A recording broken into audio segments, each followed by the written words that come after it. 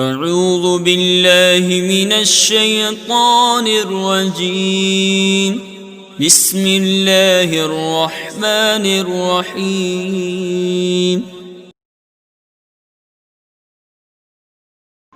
عزیز طلباء، السلام علیکم ورحمۃ اللہ وبرکاتہ۔ میں محمد ناصر حسین مصباحی، استاد دارالعلوم غریب نواز الہ آباد سے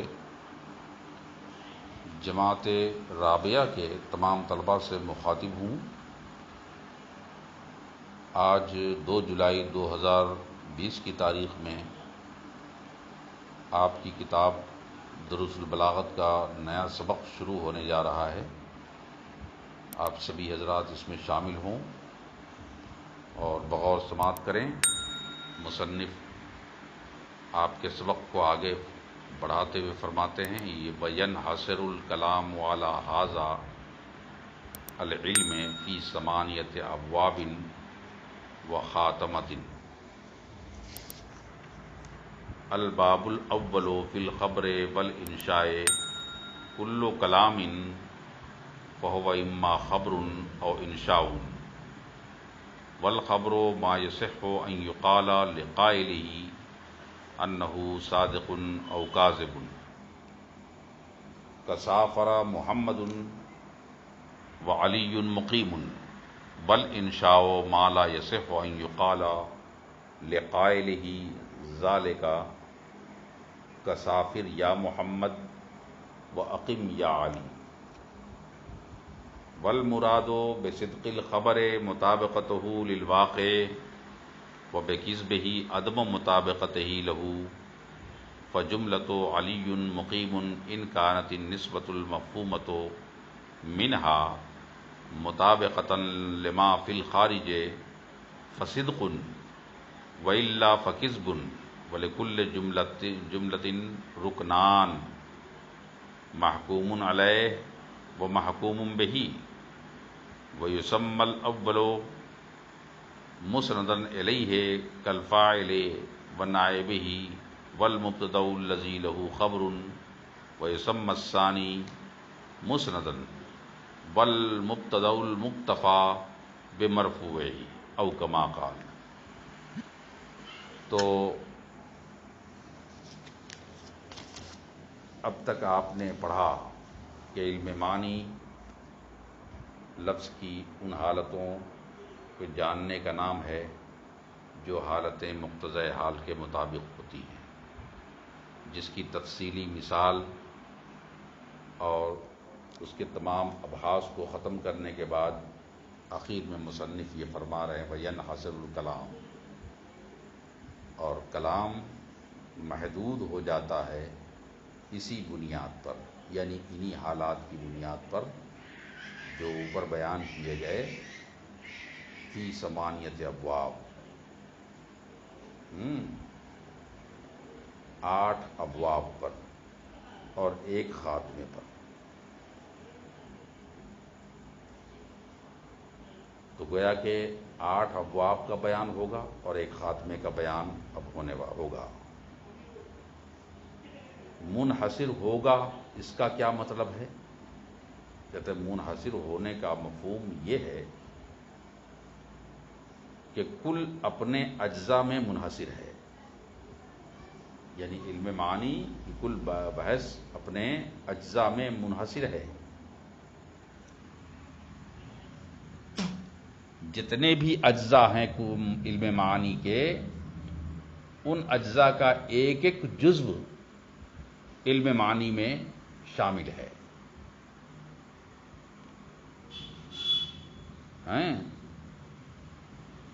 تو سارے کلام و مسائل 8 ابواب اور ایک خاتمے پر منحصر ہونے کا مطلب یہ ہوا کہ علم معنی ان تمام اجزاء کے مجموعے کا نام ہے۔ علم معنی ان تمام اجزاء کے مجموعے کا نام ہے۔ کسی ایک جزو کو آپ علی سبیل الانفراد الگ الگ علم معنی کی بحث کو آپ علم معنی نہیں کہہ سکتے۔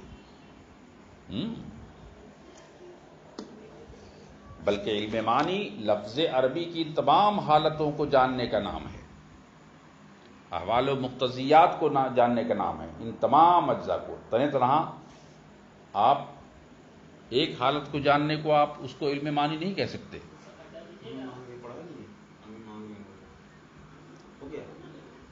نہیں پڑھا سکتے۔ تو یہ کہنے کا مطلب ہوا کہ علم معنی کا ہر جزء علی سبیل الانفراد الگ الگ علم معنی نہیں ہو سکتا ہے، بلکہ ان تمام چیزوں کا مجموعہ جو ہوگا وہی علم معنی کہا جائے گا۔ اب یہاں کے بعد ایک بات یاد رکھیے کہ مصنف نے کہا سب سے پہلی بحث جو شروع کریں گے الباب الاول، پہلا باب فی الخبر والانشاء، خبر اور انشاء کے بیان میں۔ بھئی ہر کلام وہ یا تو خبر ہوگا یا انشاء ہوگا، اور خبر وہ ہے جس کے قائل کو یہ کہنا صحیح ہو کہ وہ اپنے قول میں صادق ہے یا کاذب۔ کل کلام فہو اما خبر و انشاء، کلام دو حالت سے خالی نہیں، یا تو اسے صحیح کہنا، یہ کہنا صحیح ہوگا کہ وہ صادق ہے یا کاذب، یا یہ کہنا صحیح نہیں ہوگا کہ وہ صادق ہے یا کاذب، یعنی وہ اپنے قول میں سچا ہے یا جھوٹا، اسے نہیں کہا جا سکتا۔ تو جس کلام کو آپ اس کے کہنے والے کو صادق یا کاذب کہہ سکتے ہیں اس کو ہم کیا کہتے ہیں؟ اس کو خبری کہتے ہیں، کلام خبری کہتے ہیں، اسے ہم کلام خبری کہتے ہیں۔ کہتے ہیں اما خبر و انشاء والخبر ما یصح ان یقال لقائلہ، خبر وہ کلام ہے جس کے قائل کو یہ کہنا صحیح ہو کہ وہ صادق ہے یا کاذب ہے۔ جیسے مثال دیکھ لیجیے سافر محمد وعلی مقیم۔ تو چونکہ قائل کے کلام کا مقصد اس مفہوم کو بیان کرنا ہوتا ہے جو فی الواقع حاصل ہے، لہذا اگر قائل کا بیان واقع کے مطابق ہے تو وہ صادق ہوگا، اور اگر وہ صادق نہیں ہے، وہ مطابق نہیں ہے تو صادق نہ ہوگا۔ یہ ہوا مفہوم صادق و کاذب کہنے کا۔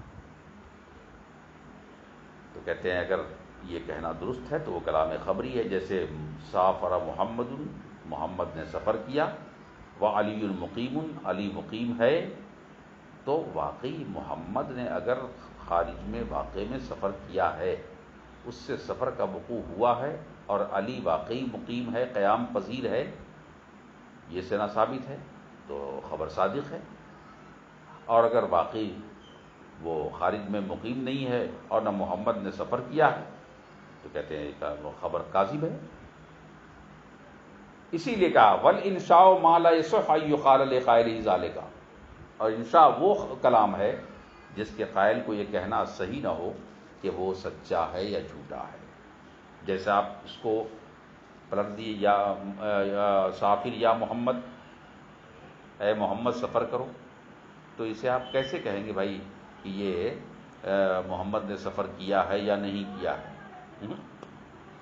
ابھی تو آپ سفر کا مطالبہ ہی کر رہے ہیں، تو اس کے وقوع یا عدم وقوع کا سوال ہی نہیں پیدا ہوتا ہے، کذب یا صدق کا سوال ہی نہیں پیدا ہوتا۔ ویسے ہی آپ نے کہا واقیم یا علی، اے علی قیام کرو، تو علی کے قیام واقع ہوا یا نہیں یہ سوال ہی نہیں پیدا ہوتا ہے، اسے سچ یا جھوٹ کہا ہی نہیں جا سکتا ہے، کیونکہ ابھی تو آپ مطالبہ کر رہے ہیں کہ اے علی قیام کر لو، یہ ہوا مراد۔ لہٰذا اس کو ہم خبری نہیں کہیں گے بلکہ اس کو انشاء کہیں، کلام خبری نہیں کہیں گے آپ اس کو۔ اب سوال یہ ہے کہ صدق خبر یا صادق خبر اور کاذب خبر سے کیا مراد ہے؟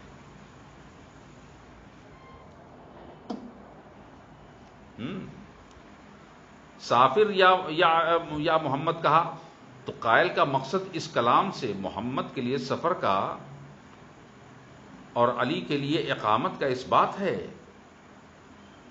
اب اگر اس حکایت اور نفس الامر کے درمیان اگر مطابقت ہو جائے کہ محمد کا سفر سے اور علی کا قیام سے متصف ہونا خارج میں پا لیا گیا تو ظاہر ہے کہ قائل صادق ہوگا، اور اگر نہیں پایا گیا تو ظاہر بات ہے کہ یہ کاذب ہو جائے گا۔ اب ما یصح یہ سے کیا مراد ہے؟ ما یصح ان یقال لقائلہ، فرماتے ہیں کہ اس سے مراد یہ ہے کہ کلام انشائی کے قائل کو سچا یا جھوٹا کہنا اس لیے درست نہیں ہوگا کیونکہ اس میں متکلم کا منشا اس مفہوم کو بیان کرنا نہیں ہوتا ہے یا اس معنی کو بیان کرنا مقصود نہیں ہوتا ہے جو خارج میں پایا جاتا ہے، بلکہ اس میں تو محض کسی چیز کی طلب ہوتی ہے، مطالبہ ہی کرتے ہیں، لہٰذا یہاں پر مطابقت یا عدم مطابقت کا سوال ہی نہیں پیدا ہوتا، بلکہ ایک چیز کی طلب ہے، اور وہ ہے کیا؟ محمد کا سفر سے متصف کرو اور علی کے ساتھ اقامت کو لاؤ۔ فی الخارج یعنی نسبت خارج میں اور نفس الامر میں بالکل ویسے ہی ہو جیسا لفظ سے سمجھا گیا، جو متکلم نے کہا۔ نفس الامر کو کبھی کبھی خارج بھی کہا جاتا ہے جو اعتبار عقل اور ذہن سے خارج ہو۔ تو اب یہاں تک بات سمجھ میں آ گئی کہ صادق کا معنی فی الخارج وہ کام کا پا لیے جانا، اور کاذب کا معنی اس کام کا نہ پایا جانا۔ یہ صفت اگر خبر کی ہے، اگر کلام میں پائی جا رہی ہے تو وہ کلام خبری ہے، اور اگر یہ صفت نہیں پائی جا رہی کہ اس کے صادق و کاذب ہونے کا کوئی احتمال ہے، تو اب اس کے بارے میں کہا گیا نہیں صاحب، اس کو خبر نہیں، اس کو انشاء کہا جائے گا۔ وہی بات کہہ رہے ہیں، والمراد بصدق الخبر، صدق خبر سے مراد مطابقت للواقع، کلام کا واقع کے مطابق ہونا ہے، بکذب ہی، اور اس کے کذب سے مراد کہتے ہیں عدم و مطابقت ہی، اس کا مطابق نہ ہونا۔ فجملۃ علی مقیم، لہذا اب علی مقیم کا جو جملہ ہے، ان کانت النسبۃ المفہومۃ منہا، اگر اس جملے سے یہ بات جو نسبت سمجھ میں آ رہی ہے کہ علی مقیم ہے، یہ مطابقتاً لما فی خارج، اگر خارج میں مطابق ہو جائے تو کہتے ہیں جیسے کہ کیا کہتے ہیں کہ خارج ہو جائے تو ظاہر بات ہے فصدق، یہ صادق ہے، اور اگر خارج نہ پایا جائے فکذب، تو یہ کاذب ہو جائے گا۔